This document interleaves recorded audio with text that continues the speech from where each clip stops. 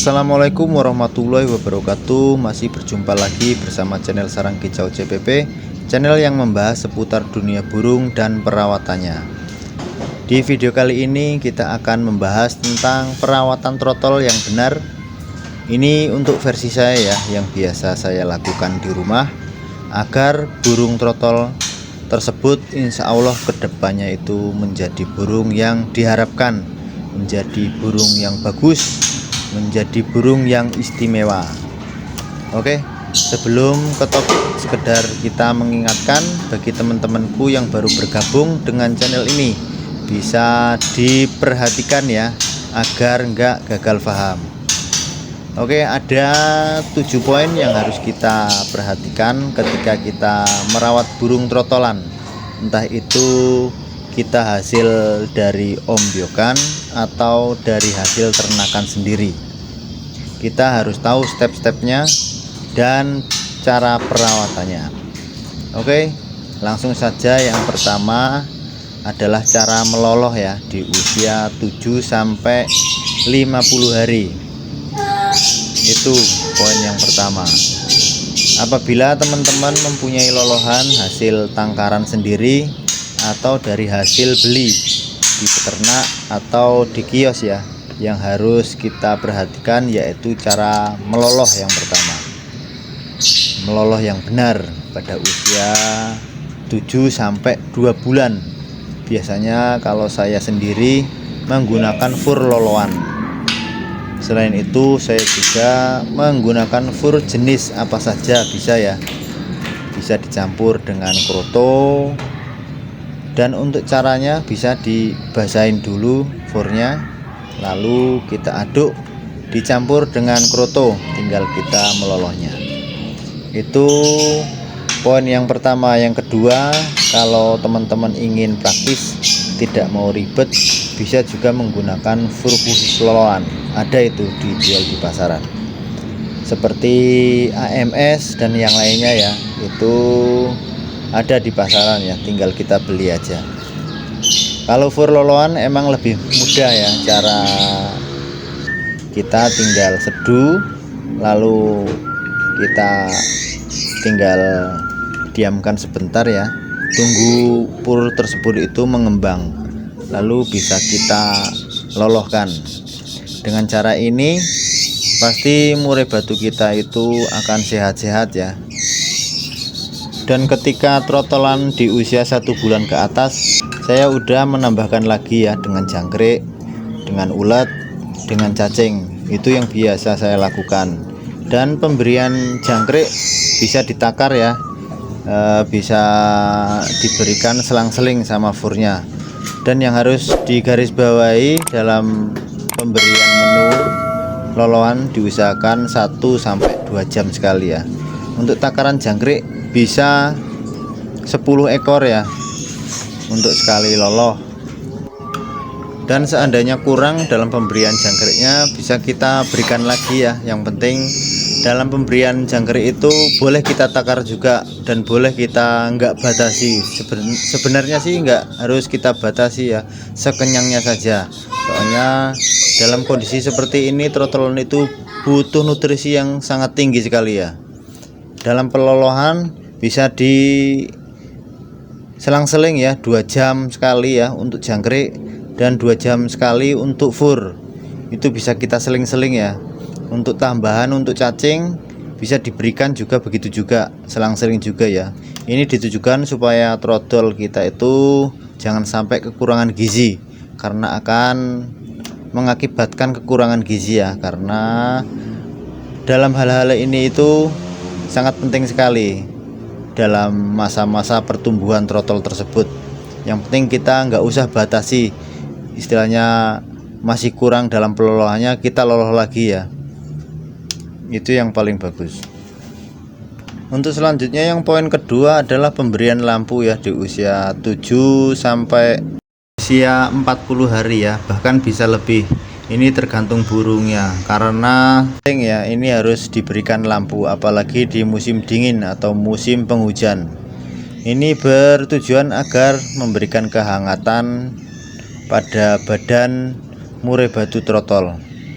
agar tidak kedinginan. Untuk cara pemberian lampu, pilihlah lampu yang warnanya itu agak redup dan warna kuning.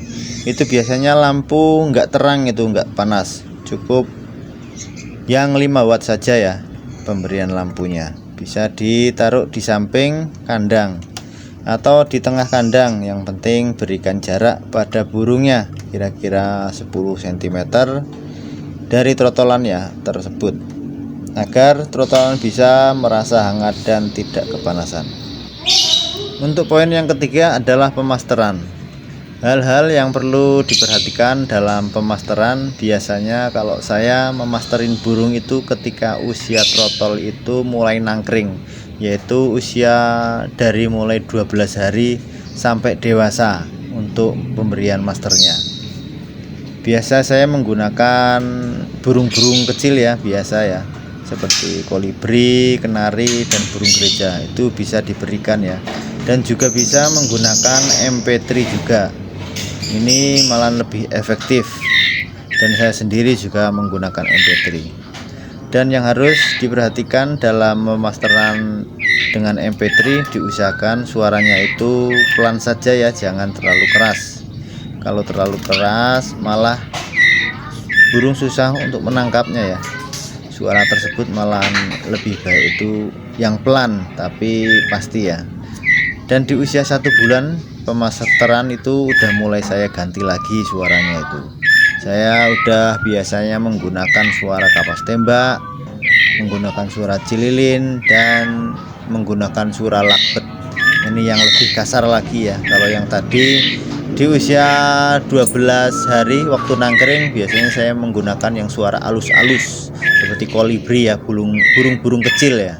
Itu suara alus-alus. Ntar kalau udah kita ngikutin usianya, baru kita bisa berikan masteran lagi yang lebih kasar. Untuk selanjutnya, poin yang keempat adalah full krodong.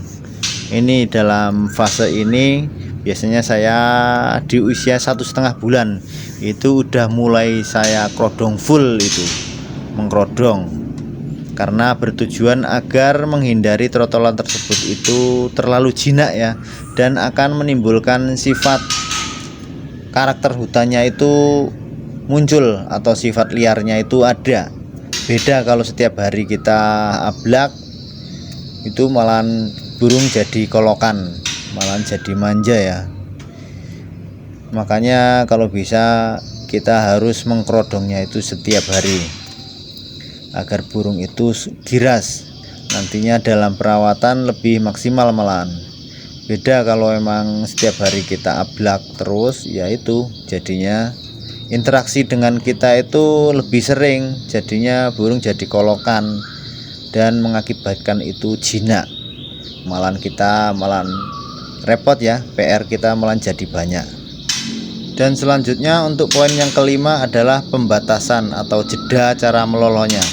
Ini biasanya saya lakukan di usia 40 hari atau sampai usia 50 hari. Ini biasanya untuk waktu pelolohan, biasanya saya berikan itu 1 hari 3 kali saja dalam melolosnya. Ini saya lakukan biasanya di pagi hari jam 7, ntar siang juga jam 12, ntar sore ketika mau maghrib. Itu biasanya saya lakukan 3 kali dalam sehari pelolohan. Ini ditujukan ya agar trotolan tersebut itu bisa memakan EF dan makan fur sendiri, alias bisa mandiri ya. Karena kalau kita nggak berikan jeda seperti itu, burung malahan akan kolokan ya, nggak mau mandiri, nggak mau makan sendiri. Pokoknya dalam proses ini kita bisa menyesuaikan pertumbuhan dari usia trotol tersebut ya. Kita bisa lakukan kalau usianya itu bertambah bisa 2 kali dalam sehari dan bisa 1 kali dalam sehari ya. Itu intinya kita mengikuti pertumbuhan usia trotolnya saja ya. Dan untuk poin yang keenam adalah melatih agar burung itu bisa mandi di keramba atau mandi di dalam kandang umbaran. Ini biasanya saya lakukan di usia trotolan itu 3 bulan. itu udah saya mengajarkan untuk mandi sendiri.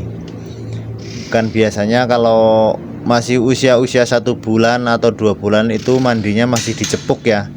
Ini waktu 3 bulan, waktu yang paling tepat untuk mengajarkan itu burung mandi keramba.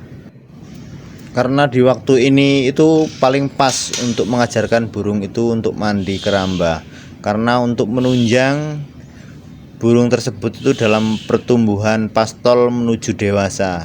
Ini agar burung nantinya terbiasa untuk mandi keramba ya, atau mandi sendiri.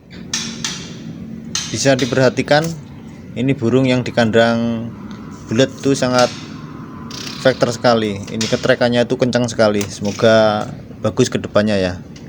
Untuk selanjutnya adalah penjemuran ya. Ini proses yang paling penting sekali ini. Ini biasa saya kalau penjemuran itu biasanya habis nangkring udah saya mulai jemur itu. Udah saya memperkenalkan itu matahari pagi.